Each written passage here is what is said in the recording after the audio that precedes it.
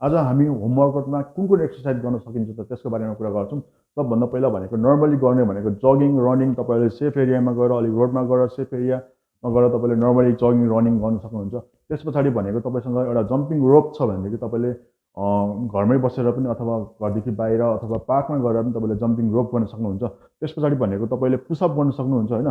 Push-up मैले 1 2 3 4 5 मैले पुसअपको बारेमा मैले अगाडि पनि भिडियो बनाइसकेको छु। पुसअपको बेनिफिट्स के हुन्छ भनेर तपाईँले पुसअप गर्नुभयो भने चेस्ट, सोल्डर, ट्राइसेप, ब्याकमा चाहिँ तपाईँलाई थोरै थोरै तपाईँको मसलमा डेभलप गर्नमा एकदम धेरै हेल्प गर्छ। त्यस पछाडि भनेको फ्री वेट स्क्वाट गर्न सक्नुहुन्छ। तपाईँले आफ्नै बडीको वेटमा चाहिँ स्क्वाट गर्न सक्नुहुन्छ। जसरी 1 2 3 4 यसरी स्क्वाट गर्दा गर्दै तपाईँलाई यो वेट चाहिँ लाइट लाग्न थाल्यो भने तपाईँसँग घरमा एउटा ब्याग छ भनेदेखि चाहिँ तपाईँले ब्यागमा वेट राखेर तपाईँले ब्याग बोकेर स्क्वाट्स गर्न सक्नुहुन्छ।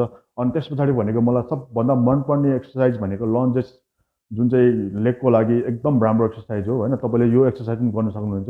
यसको लागि चाहिँ तपाईँले के गर्नुपर्ने हुन्छ भने यसरी 1 2 3 यसरी तपाईँले दुईवटा लेगलाई चेन्ज गर्दै तपाईँले लन्जेस गर्न सक्नुहुन्छ। अब यसमा पनि तपाईँलाई आफ्नो बडीको वेट चाहिँ लाइट वेट लाग्न थाल्यो भने तपाईँहरूले ब्यागमा केही वेट राखेर तपाईँले गर्न सक्नुहुन्छ।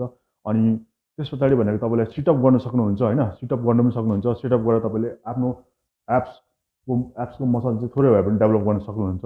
अनि यति गर्दै तपाईँले आफ्नो डाइटमा थोरै भए पनि तपाईँले केयर गर्नुभयो भने तपाईँको वेट लस अथवा फ्याट लसमा चाहिँ तपाईँलाई एकदम धेरै हेल्प गर्नेछ है। घरमै बसेर पनि हामीले यो वर्कआउटहरू चाहिँ गर्न सकिन्छ।